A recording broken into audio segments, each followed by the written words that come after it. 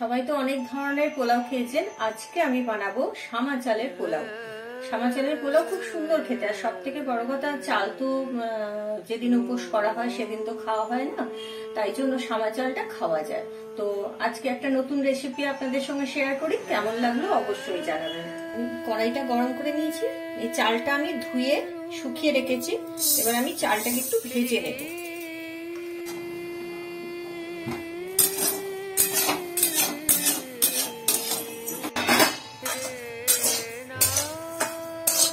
সামা চালটা দেখুন ভাজা ভাজা হয়ে গেছে, লালচে লালচে রং এসে গেছে।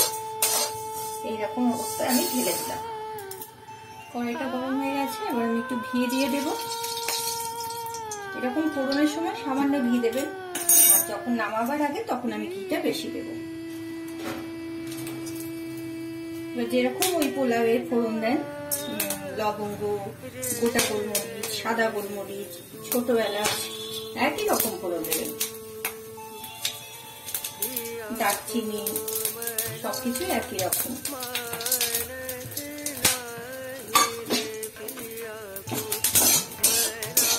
এবার আমি চালটা দিয়ে দেবো।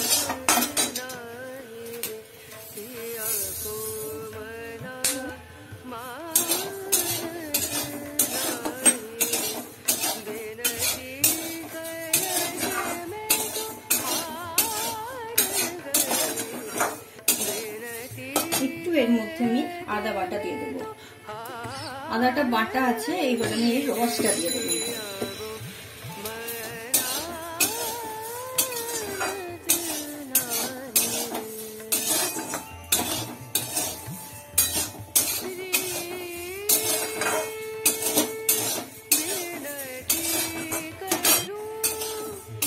আমি যা চালের মাপটা নিয়েছিলাম, সামা চালের যা মাপ নিয়েছিলাম তার ডবল জল দেবো, এবং জলটা আগে থেকে আমি গরম করে রেখেছিলাম।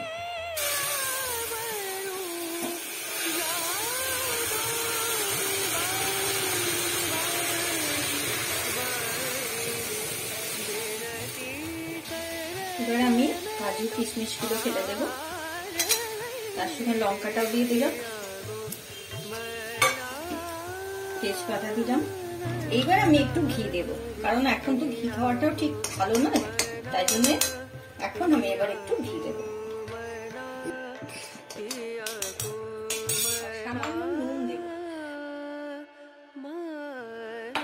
এবার আমি একটু পোলাওয়ের রংটা একটু দিয়ে দেবো।